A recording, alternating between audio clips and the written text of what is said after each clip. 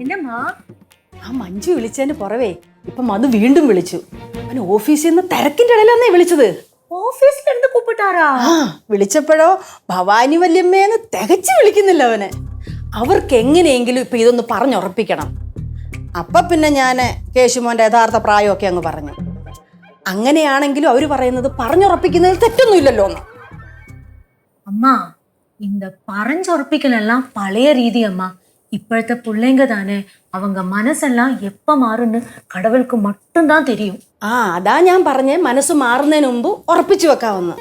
അവരത്ര മോശം കുടുംബമൊന്നുമല്ല. നമ്മുടെ കുടുംബം പോലെ തന്നെ കേൾവികേട്ട കുടുംബമാ പാടൂർ ഇലംകുറിശി കുടുംബക്കാര്. டேய், மதுச்சேட்டா ஆபீஸ்ல இருந்து கூப்பிட்டாராம். മോനെ മോനെ നിന്നേ. അമ്മൂമ്മ പറയുന്ന കാര്യങ്ങൾ മക്കൾക്ക് മനസ്സിലാവാത്തോണ്ടാ. എന്റെ പൊന്നമ്മൂമ്മ, എനിക്കിപ്പോൾ അതിനുള്ള പ്രായമായിട്ടില്ല. എനിക്ക് പഠിക്കണം. ഇനി MA പഠിക്കണം. MA മലയാളം. അത് കഴിഞ്ഞിട്ടേ ഉള്ളൂ. ചേട്ടാ, എത്ര കാലം ഇങ്ങനെ പഠിച്ചോണ്ടിരിക്കുന്നേ? ആരും கேசு, அம்மா உன்னோட நல்லதுக்கு தாண்டா சொல்றான். ഇതെന്തറിഞ്ഞിട്ടാണ് കനകാന്റി പറയണത്? ഞാൻ അറിയാത്തോണ്ട് ഞാൻ ചോദിക്കുകയാണ്.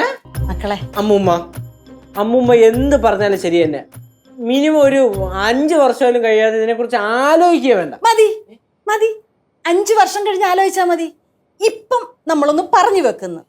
ഒരു 2 വർഷം കഴിയുന്നതിന് ശേഷം നമ്മൾ നിശ്ചയമായിട്ട് നടത്തുന്നു. പിന്നെ മോന്റെ പഠിത്തമൊക്കെ കഴിഞ്ഞ് ജോലിയൊക്കെ കിട്ടി മോന്റെ സൗകര്യം അനുസരിച്ച് പതുക്കെ നടത്തിയാൽ മതി. ഞാൻ ഇവിടെ എന്നാലും ഞാൻ പറഞ്ഞു. ഈ കൊച്ചിനോട് എന്താ പറഞ്ഞാ മനസ്സിലാവാത്തേ? அதான் எனக்கும் புரிய மாட்டேங்குறதம்மா. കുട്ടിപ്പാട്ടുകാരെ തേടി ടോപ്പ് സിംഗർ ഓഡിഷൻ UAE. 8-നും 15-നും ഇടയിൽ പ്രായമുള്ള കുട്ടികൾക്ക് ഓഡിഷനിൽ പങ്കെടുക്കാം. ഓഡിഷനിൽ അസാമാന്യ പ്രകടനം കാഴ്ചവെക്കുന്നവർക്ക് ടോപ്പ് സിംഗർ ഗ്രാൻഡ് ഫിനാലയിൽ പങ്കെടുക്കാൻ അവസരം. പ്രവേശനം സൗജന്യം. രജിസ്റ്റർ ചെയ്യാൻ ഉടൻ വിളിക്കൂ. +971 5263 10876.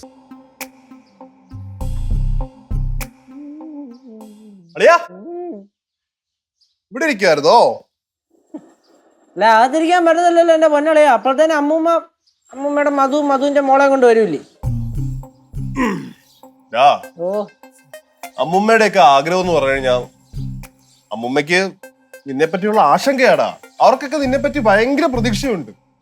ഈ അമ്മുമ്മയുടെ ആശങ്കയും പ്രതീക്ഷയൊക്കെ കാരണമേ വിട്ടുപോകുന്നത് നമ്മളെ പോലുള്ളവരാണ്. എന്തിനാണ് പറഞ്ഞു പറഞ്ഞത്? അല്ല, ഞാനിപ്പോ പുറത്തുനിന്ന് പെണ്ണ് കിട്ടി ഇങ്ങോട്ട് വന്നു കയറിയതാണല്ലോ. അതുപോലെ നീ ഒരാളെ കെട്ടിക്കൊണ്ട് വന്നിട്ട് ആ പെണ്ണ് ഇവിടെ കിടന്ന് അനുഭവിക്കുന്ന ഓർത്ത് ആലോചിച്ച് പോയതാ. അളയോ, നമ്മുടെ കുടുംബമേ അത്ര മോശം കുടുംബമൊന്നുമല്ല.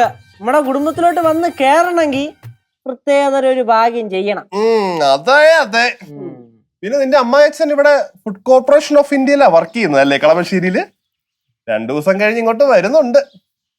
നിനക്ക് പിന്നെ വേറെ പണിയൊന്നുമില്ലല്ലോ, ഇവിടെ തന്നെ കാണുമല്ലോ.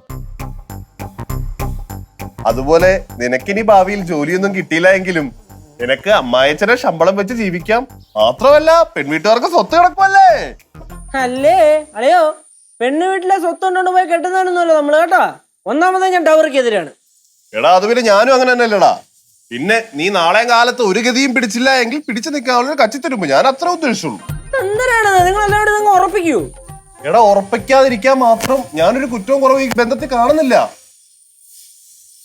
എന്നാലും ഞാനിതല്ല ആലോചിക്കുന്നേ.